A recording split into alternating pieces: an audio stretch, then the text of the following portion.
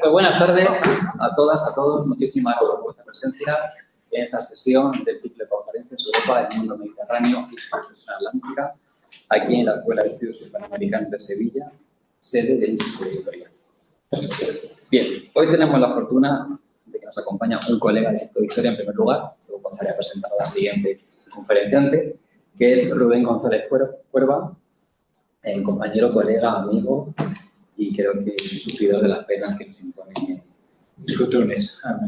de la burocracia que tenemos compartida. Bien,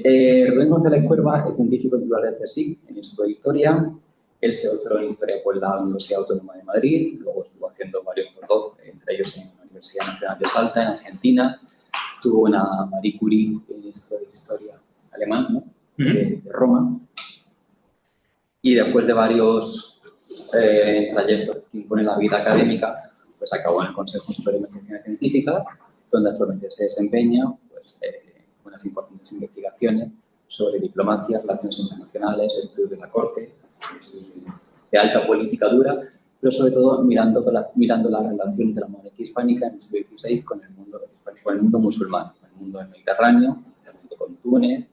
el Imperio Otomano, y andar por ahí viendo cómo se mueve el mundo musulmán y el Mediterráneo.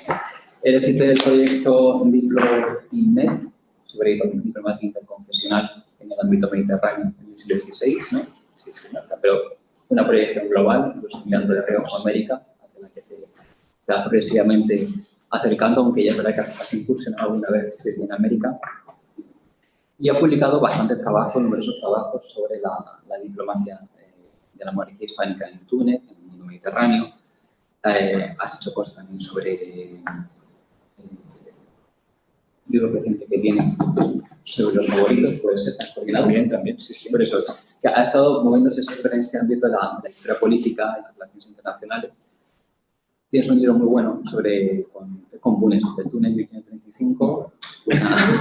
Tienes un libro muy bueno. Porque los demás tengo otros más. Porque los otros no. La expresión.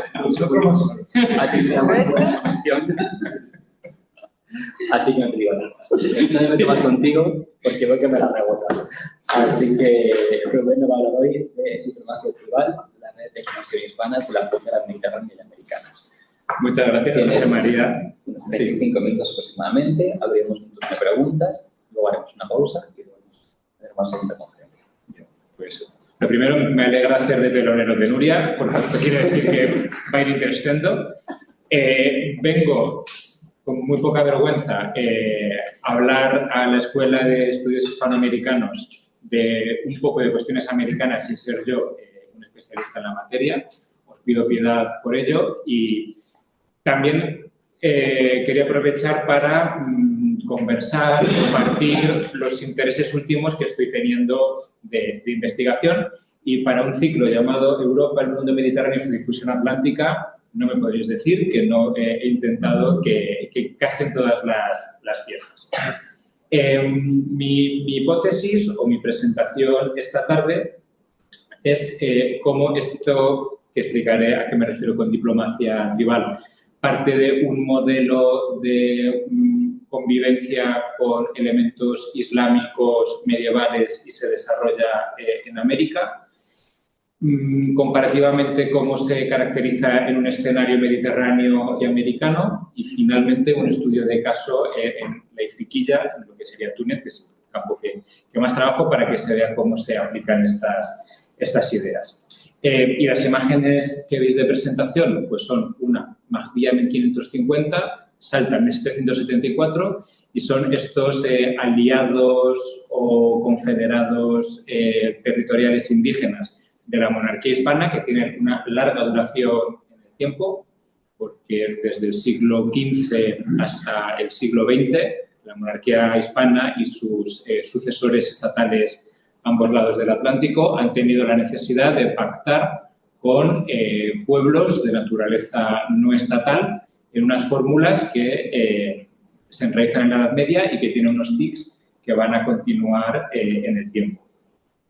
Mi principal interés es discutir y analizar un concepto una etiqueta histórica que es la de moros de paz, moros amigos, indios de paz, indios amigos, y cómo este concepto surgido de la Edad Media peninsular se expande hasta el siglo XX sudamericano y cómo se traslada de un ambiente del Mediterráneo occidental a lo largo y ancho de toda América esta noción dicotómica de los de paz, los amigos, los de guerra, los enemigos, que va del Cid Campeador a los gauchos de la Pampa. Y me interesa también discutir estas circulaciones conceptuales de marcos mentales o de organización de negociaciones o de encuentros con otros poderes, porque la historia americanista siempre se le ha achacado pues, que es un compartimento estanco respecto a lo que se hace en Europa, y un libro tan debatido actualmente como es el de Cañizares y Masters, pues me da la impresión,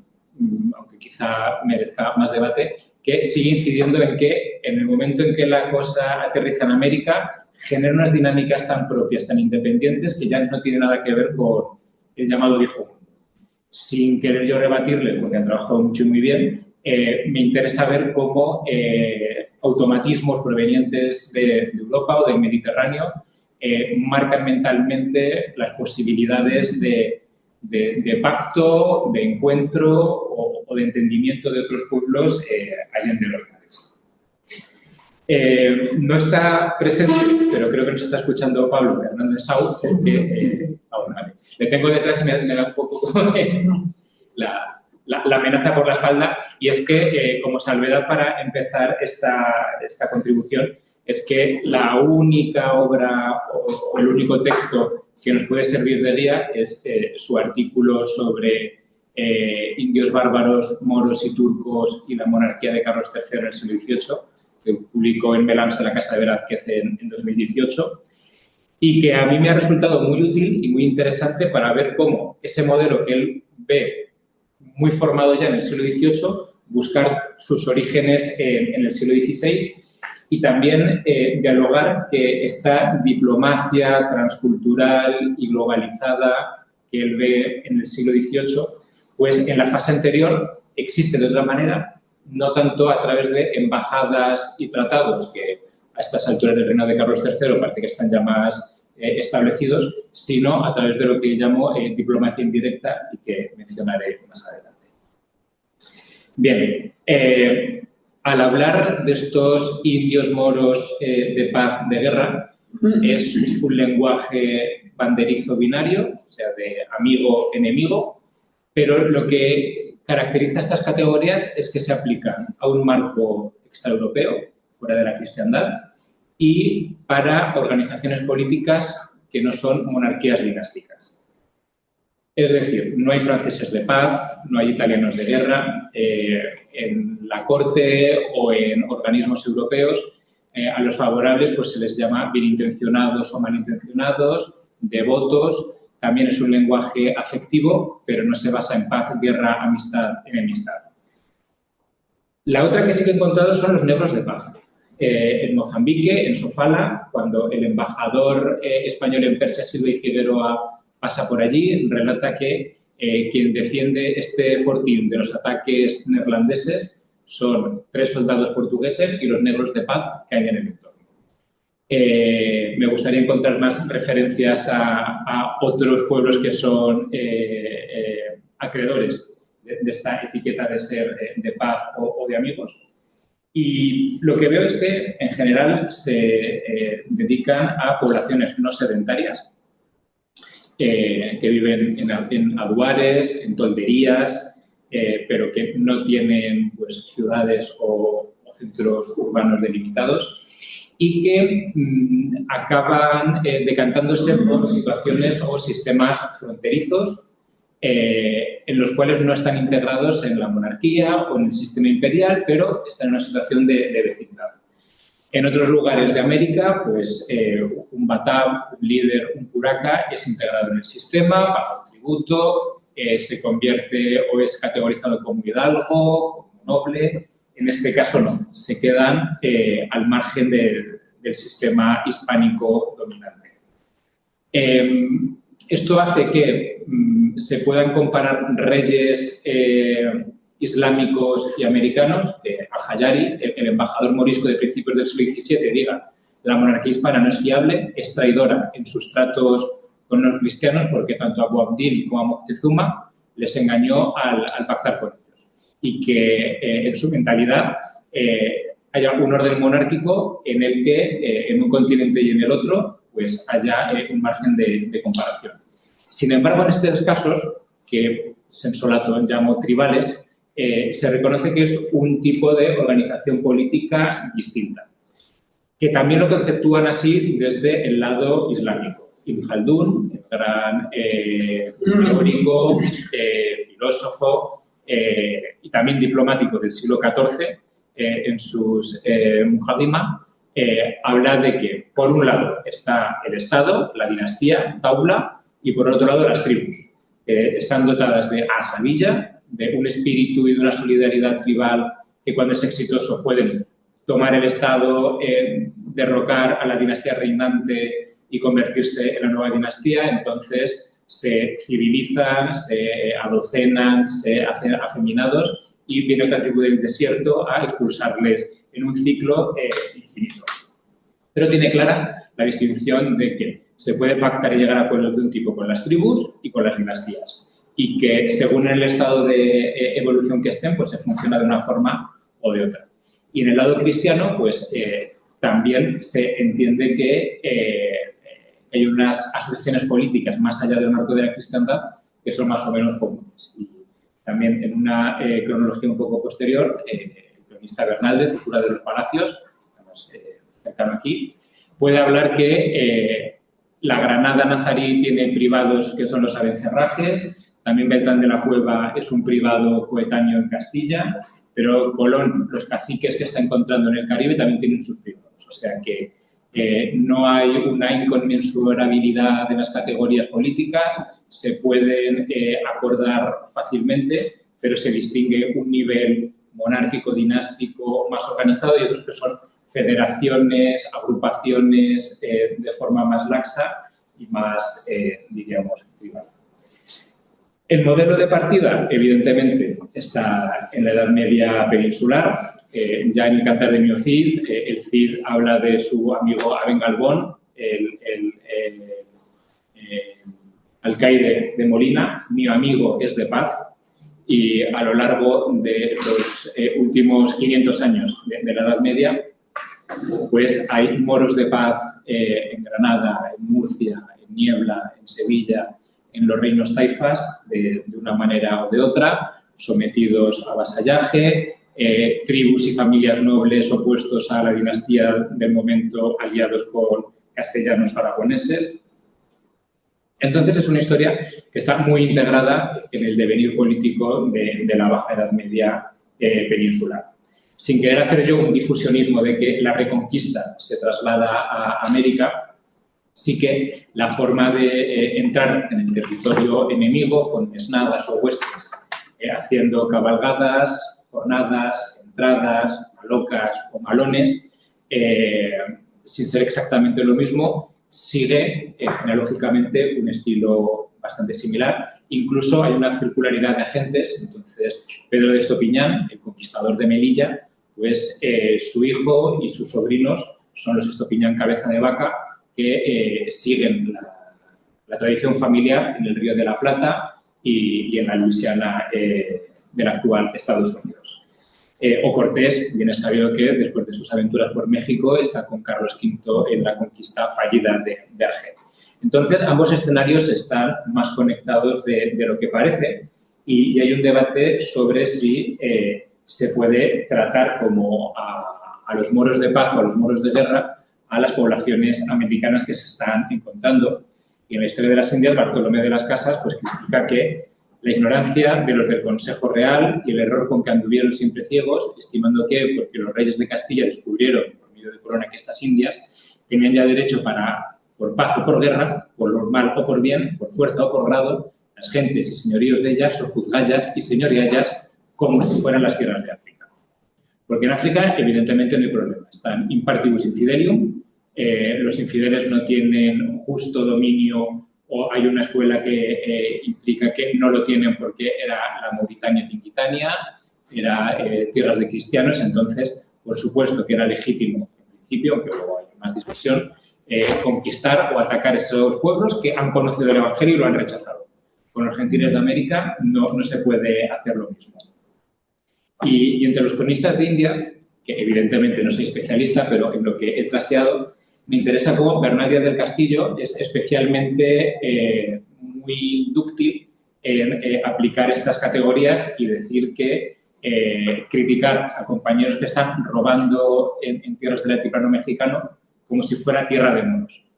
Evidentemente, en tierra de moros uno puede hacer una cabalgada, llevarse lo que considere y ya está, pero con unas poblaciones supuestamente aliadas no sería comparable. Y de esto de la circularidad de los agentes, pues como veteranos de las guerras de Italia que están guerreando en México, cómo viven esta experiencia. Entonces, el Briones volvió a dar cuenta de estos grandes guerreros que eran los zapotecas y le dijo uno, parécele, señor capitán, que son estas tierras otras que las que a donde anduvo militando en las guerras de Italia. Y el Briones respondió medio enojado y dijo que juraba tal que más quisiera batallar contra tiros de grandes ejércitos de contrarios, ansí de turcos como de moros, que no con aquellos zapotecas, y daba razones para ello que parecía que cuadraban. Es decir, que hay una mentalidad por la cual este otro que se está encontrando en América, el paralelo más cercano es el moro, el turco, y por ello es las categorías mentales con las que se va a aplicar, pactar o lidiar con ellos. Empezando por eso hacemos una cabalgada incumpliendo cualquier tipo de acuerdo o de pacto previo, porque esto es lo que acostumbramos a hacer con moros. Y lo interesante es que no es solo con los moros de Granada peninsulares, sino que en el siglo XVI, no olvidemos, mientras América pues, está viviendo un proceso de conquista muy rutilante y mucho más estudiado, en el norte de África, en Orán, en La Goleta, en Magbía, en Bujía, en Bona, en Melilla, en Ceuta no, está ocurriendo lo propio en una cronología muy cercana. Y aquí es bastante obvio que los moros de paz y de guerra de la frontera de Granada del siglo XV se aplican en la generación siguiente en las campiñas y en las costas de Berbería. Desde la conquista de Orán, aquí veis Majalquivir, que es el castillo que está enfrente. En 1509, los pactos de conquista van estableciendo muy claramente la existencia de unos moros de paz y moros de guerra, llamados así, en los cuales aquellos que están apoyando o están tolerando la presencia española, que son los moros de paz, están intentando sembrar y practicar ganadería y agricultura en las tierras cercanas a Orán, y los capitanes de la fortaleza les dan seguros, los llamados temines, para que puedan hacerlo y echar a las otras tribus de indios, de moros de guerra que están pugnando por los mismos recursos. Con lo cual, desde principios del siglo XVI hasta el siglo XVIII, hay una dinámica constante entre estos moros de paz y moros de guerra aliados con los españoles y también frente a los otomanos, que también, la señoría de Argel, sobre el terreno, porque aquí no hay una agencia tributaria muy establecida, con lo cual llegan los otomanos a recaudar las garramas y esto es impuesto revolucionario. Si no están las fuerzas españolas y los moros llamados de paz bien organizados, te secuestran estos ingresos llamados impuestos. Y si no están organizados bien de la otra forma, son los españoles los que te lo levantan. Con lo cual, al final, y a partir sobre todo de la década de 1540, se va formalizando un sistema en el cual estas tribus de moros de paz firman un seguro anual, este temín, por el cual pueden sembrar, pueden pastorear en el entorno con protección de la guarnición española, a cambio de que al final del término pues entreguen un porcentaje a modo de tributo. Y con el tiempo se añade la rumía, que es una especie de tributo encubierto por la cual suministros básicos que necesita la plaza y que nunca van a llegar de Málaga o de Cartagena o de Mallorca con rapidez, se les suministre a precio tasado, o sea, es una especie de privilegio comercial que también tienen con el entorno. Son pactos anuales, garantizados con rehenes y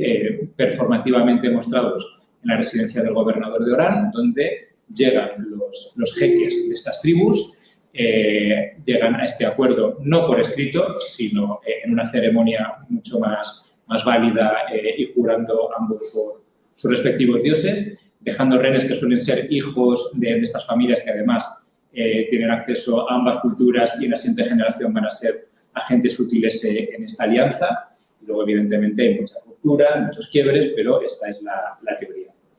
También estos moros de paz son bien aceptados porque son los suministradores de la plaza, pero no que pernocten ni que se avecinden en la ciudad de Orán. Pueden quedarse bajo circunstancias especiales o en casas de judíos o a partir de 1596 en la aduana que se funda. Y con el tiempo, como la colaboración militar se va haciendo más sinérgica, aparecen los mogataces, que es esta tropa auxiliar indígena que existe como tal, medianamente formalizada en Orán, pero también en Melilla, pero en otros lugares como en la Goletán son pactos mucho más coyunturales que se renegocian según la campaña y según las circunstancias de cada año y no llegan a formar un cuerpo como este que en el siglo XVIII pues, ya tenía su estructura militarizada formalmente. Claro, viendo este sistema, es interesante, por ejemplo, ver cuando se conquista una nueva plaza como Mahdía, la África de las fuentes españolas, en 1550, ¿qué hace el gobernador para pactar con las tribus del entorno? Entonces, como en un buen amor adolescente, lo que hace es pelear con todos los vecinos para llamar su atención y de este modo, desde una posición de fuerza, poder pactar con ellos. No es un comienzo muy halagüeño de, bueno, como te he secuestrado el ganado y a tus sobrinos, creo que ya podemos hablar. Pero era la forma en la que se pactaba entonces. Entonces, todos los lugares de estas leguas estarán tan sujetos como propios vasallos y traerán a esta ciudad todo lo que tuvieran. Es una forma de extorsión formalizada. Y traer y llegar mercaderes a que aquí traten los cristianos y los moros y se comuniquen las mercaderías de Alejandría y Gelbes y Túnez y toda la costa con los mercaderes cristianos. Luego reflexionaré finalmente si con estos mimbres se puede trazar una alianza durable y positiva para nosotros. La cuestión es que mientras esto está ocurriendo en el Mediterráneo, lleva tiempo desarrollándose, en América tengo la impresión de que llegan con el concepto en mente y luego intentan encajarlo con la realidad que se van encontrando. Tal es así que desde los comanches de Nuevo México a los mapuches del sur de Chile se aplican los mismos conceptos de indios de paz, indios amigos, por las mismas poblaciones españolas que van con estos conceptos en mente. Y en el momento de la conquista, hasta donde he podido investigar muy modestamente, me parece que no es una etiqueta que esté asentada. Se habla de indios auxiliares, en el caso del Imperio Inca son los yanaconas que se han puesto al servicio de los nuevos señores, y los indios amigos que aparecen en las fuentes de las crónicas de conquista, hasta donde he visto, me parece que son más individuos, que son indios que se han hecho amigos, sin más detalle racial o agrupaciones étnicas o tribales. En las crónicas de Gómara o de Bernal del Castillo, tanto para Perú como para México, me da la impresión de que se hace en este sentido. Y además no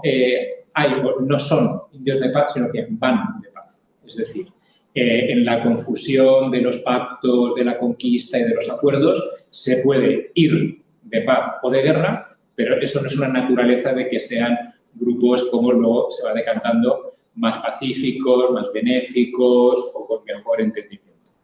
En cambio, finales del 16, principios del 17, esto queda muy establecido en contextos fronterizos, sobre todo en el Chile araucano.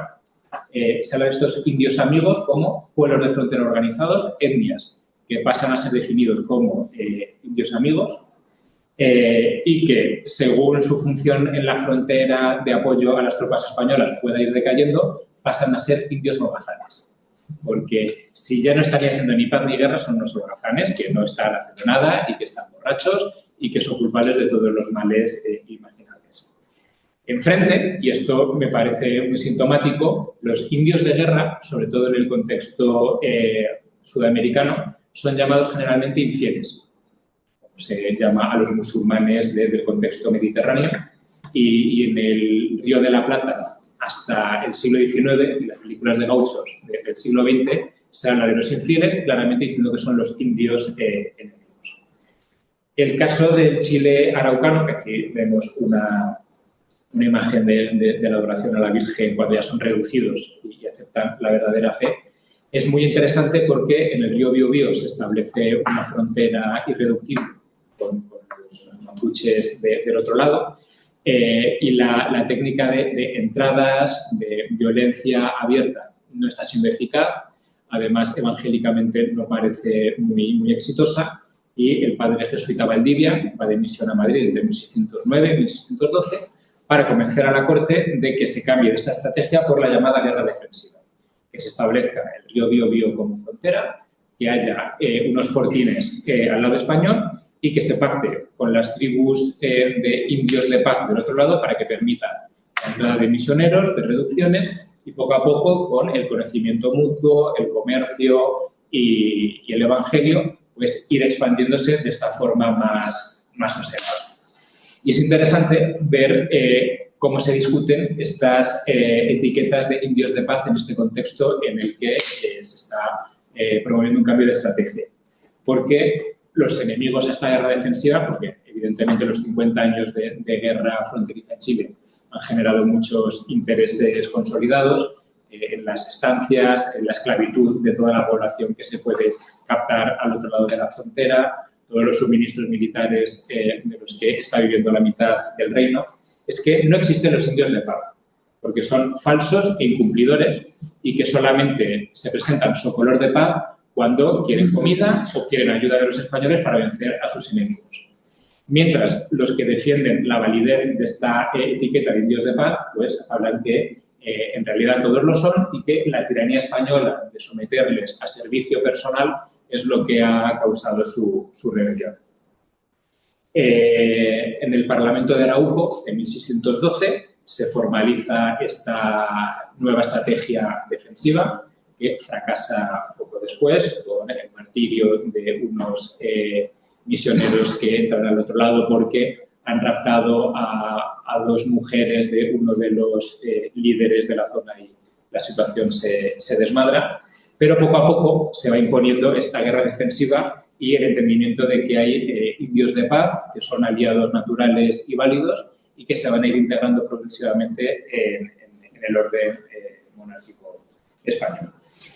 También en mi Salta argentina querida, en los Valles Calchaquíes, que era una zona irreductible, pues los españoles desde Salta, desde Tucumán y desde Catamarca van haciendo entradas a los valles, capturando piezas humanas y generando pues varias rebeliones generales. ¿Cuál es la clave del éxito de unas ciudades sobre otras? Pues una de las razones por las que Salta es la gran capital del norte es que tiene unos indios de paz, que son los culares, que están a apenas 25 kilómetros de la ciudad, controlando el acceso del territorio, permitiendo que haya haciendas ganaderas bollantes y hay un entendimiento en esta zona de la frontera de que sin indios de paz cercanos pues no va a haber un progreso claro. Y además se habla constantemente en este contexto de los indios de paz y de los indios de guerra y en esta dicotomía se está avanzando. En el siglo XVIII, para cerrar rápidamente esta parte, desde el norte del Virreinato de Nueva España, con yumanos y con comanches, hasta el extremo sur, se están desarrollando pactos abiertos con estos indios de paz. Y la imagen que aparecía al comienzo, que me resulta muy interesante porque se considera que es el primer cuadro histórico de la historia argentina, que es el encuentro del gobernador Matorras de Tucumán y del cacique Paiquín para llegar a una paz en el Gran Chaco, allá por 1774. Y este cuadro es muy interesante porque es una entrada pacífica de las tropas del gobernador que se adentra en el Gran Chaco de una forma muy parecida a como se habría hecho en el norte de África o en otros contextos tiempo antes, con lenguaraces, intérpretes que son capaces de hablar los idiomas, con el último fraile de la última reducción que tiene amistad con algunos de los indios vecinos, llevando regalos visibles en reses de ganado y objetos decorativos y también el choque mental en el cual los matorras dicen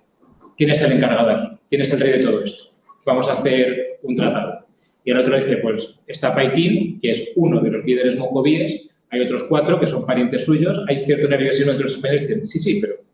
¿quién es el portavoz? Y también vienen los tobas, que también quieren pactar. Entonces, es un acuerdo que, de facto, se hace con 6 líderes tobas y abipones. Para la foto solo ponen a Paitín porque es el que consideran que es el líder máximo y al que quieren llamar caporal de todo el Gran Chaco, sin ser él nada de eso, pero siempre se necesita un interlocutor homólogo para que el proyecto tenga éxito. Y bueno, el cuadro, como veis, está protegido por San Buenaventura, por la Virgen. El cuadro lo encarga el propio Matorras y luego pues, pasa a la familia Cabrera de Salta y ahora está en el Museo Histórico Nacional de Buenos Aires. Y lo que ocurre es que, mientras que se hace un tratado escrito por la parte española, con los requisitos exigibles, por la otra parte, donde me voy a llevar yo este papelito, lo que hacen es, a punta de machete, en el árbol más grande de la jurisdicción, dejar escrito este acuerdo. Luego constatan con agrado cuando vuelven 6 años después de que la señal sigue incólume, que no la han tachado, que esta inscripción de los tucumanos sigue igual, y lanzando vivas al rey y bautizándose todos como muestra de que el pacto funciona. La realidad, la expectativa por la otra parte no era ni reducirse ni comerciar de forma estable con los españoles, sino obtener recursos militares y económicos para su guerra contra los abipones, que eran sus grandes enemigos en el Gran Chaco. Cuando ven que no hay una convergencia de intereses, pues aunque sobre el papel sigue existiendo esta alianza, pues se disuelve rápidamente. Es un éxito más propagandístico que real. 2 gobernadores después, Ramón García de Pizarro, cuando sea gobernador de Salta, va a cambiar de estrategia y lo que va a hacer es fundar una nueva ciudad, Nueva Orán. Un hombre también, hablando de esta circularidad de modelos, un hombre nació de Orán de África, militar de la guarnición, destinado a la frontera sudamericana, evidentemente funda una ciudad y la llama Nueva Orán. Y va con este sentido de establecer un fortín, un reparto de tierras agrícolas y tener una relación no problemática con los vecinos, pero tampoco buscar que la alianza indígena sea la clave del éxito. Mientras que en el Gran Chaco este trato no lleva a más, Orán, o Nueva Orán, es la segunda ciudad más grande de la provincia de Salta. Y esta etiqueta medieval de moros de paz con la independencia no es que caiga en desuso, sino que en el siglo XIX es cuando en Argentina o en Chile se habla más abierta y más tranquilamente de los indios de paz de la frontera de Buenos Aires con los que se está tratando. Y este género maravilloso que os recomiendo, que son los westerns argentinos de los años 30, de epopeyas de gauchos, pues siempre aparecen de fondo como una amenaza sin representar, pero de la que todos son muy conscientes, los infieles. Que han atacado a los infieles, que van a venir los infieles, que es lo que hace que la comunidad esté más organizada. En conclusión, estos tratos se basan en una dinámica interna donde hay unos juegos tribales faccionalizados de supuesta suma cero, es decir, 2 bandos en guerra perpetua en la que el factor español lo desequilibraría. Es fácil entrar en este juego. El problema es que no se llega a una paz, un consenso imperial, sino que los españoles son unos actores más en estas luchas entre moros o indios de paz y de guerra, y que en muchas ocasiones la base de los acuerdos son bases débiles, a veces literalmente por hambre. O sea, muchos se firman en primavera cuando nos han cogido las cosechas y ya no queda grano, entonces se reducen, se evangelizan en la frontera africana o americana, o la necesidad perentoria de apoyo contra enemigos que están al otro lado. En lo que desequilibra y lo que explica que en el norte de África esto no termine de funcionar es la dinámica externa. Porque cuando hay una competencia imperial con el Imperio Otomano, que es un aliado posible que también puede desequilibrar, esto explica que vayan cayendo una detrás de otra las plazas de soberanía del norte de África, que solo aguante Orán hasta el siglo XVIII, también en un contexto muy alejado de los centros de poder, y en el caso de Ceuta y Melilla, porque los centros de poder marroquíes están lejos y son capaces de establecer una relación sinérgica con el territorio. Sí que es verdad que los araucanos reciben apoyo neerlandés, pero no es un apoyo imperial semejante como para desequilibrar la situación. También se ve que se van creando unas sociedades mixtas, complementarias, en el caso sudamericano que he podido ver un poco, a través de estancias fronterizas, pero el modelo de ocupación restringida en el Magreb hace que las redes regionales sean mucho más débiles y que no se puedan consolidar con el mismo éxito. Y que además, como es un sistema basado en el equilibrio de todos estos factores, si se rompe es muy difícil que haya continuidad. Me refiero a que en situación de hambre de estas poblaciones de frontera, en las que están abusando de las cabalgadas y del robo a los vecinos del otro lado, en el caso del norte de África van a juntarse con otomanos y va a acabarse la dinámica. En el caso americano, pues no siempre van a tener un plan B para resistirse. Y por último, hay un caso interesante de ambigüedad con la soberanía y quiénes son aquí los soberanos que están tratándose. Si estamos hablando de amigos o de vasallos. Porque en buena parte de las conquistas americanas de las zonas centrales está claro que los vencidos pasan a ser amigos y tributarios y se integran en el sistema. La diferencia, y creo que es donde se ve que haya indios o moros de paz, es que son anexos, pero no integrados en el imperio. Y en el caso africano, además, es que los soberanos son los reyes de Tremecén o los reyes hafsíes de Túnez, y la relación con estas tribus está mediatizada por el apoyo de las dinastías locales, con lo cual este protectorado a dos niveles hace que no pueda funcionar tampoco una exigencia de soberanía o de apoyo mucho más amplia, y que cuando desde Orán se firman acuerdos, sobre todo a finales del siglo XVII, se dicen desde el reino de Orán, porque hay que constituirse como reino para poder llegar a acuerdos de este tipo. Así, en América hay parlamentos y hay tratados como tales, pero en África lo que nos vamos a encontrar son seguros, muchas veces de forma oral, y carteros. En el caso de Kairouan, que es una asociación tribal que se hace con el poder en esta ciudad santa del norte de África, lo que dice el líder de Kairouan, Sidi Alfa, al que los españoles llaman el rey de Kairouan, porque para tener como interlocutor una persona sí hay que llamarle rey, aunque él no se lo titule, es que yo tengo cartas con Andrea Doria, con el virrey de Nápoles, con el virrey de Sicilia y quería tener ahora una también con el gobernador de la Goleta de Túnez. O sea, un entendimiento en el que hay poderosos notables con poder territorial y que no hay una soberanía de un Carlos V, de un Felipe II que lo explique todo. Y por último, esto es un caso de diplomacia indirecta en la que el rey no es el interlocutor, siempre está por ahí encima. En casos importantes, como cuando Carlos V conquista Túnez, se ve precedido de que piden que escriba cartas a los jefes de los alárabes, a los que habla como la nobleza mauritana, o sea, se categoriza a estos alárabes. Además, en el diccionario de la Real Academia Española, hasta los años 30, tenía la acepción de hombre inculto o brutal. Así que a estos hombres incultos o brutales eran nobleza mauritana, venida del Imperio Romano, porque la lógica que hay detrás es que estáis pidiendo un patronazgo legítimo, como es el que ofrece este rey, porque somos comunes enemigos de cristianos y moros, son los otomanos, y recibiréis mercedes que vuestros servicios merecen. Esta lógica de patronazgo, servicio, merced, permea más allá de la religión. Los otomanos son brutales orientales, que no merecen el nombre de islámicos, así que hay ahí un margen de acuerdo y ahí sí que aparece el rey en persona. Pero generalmente no es el caso. Finalmente, en los 14 segundos que me quedan,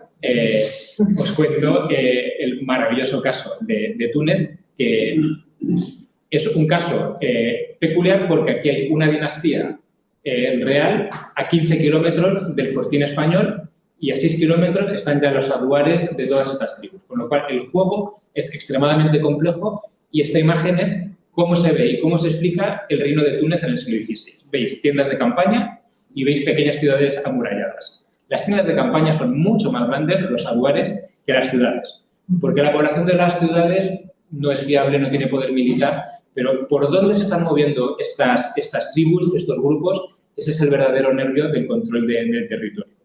Y uno verdaderamente conoce cómo gobernar Túnez cuando hace una lista de cuáles son los jeques, cuáles son los pro-otomanos y cuáles son los bien intencionados, con quiénes hay que escribirse y con quiénes no. Incluso el jeque Ben Díaz, Bodrese, Ben Díaz, escriba a Carlos V para que se mantenga esta relación y esta alianza. Creo que tengo trabajo para un par de añitos con esto y me hace mucha ilusión que esta haya sido la primera ocasión en la que haya podido contarlo. Así que muchas gracias.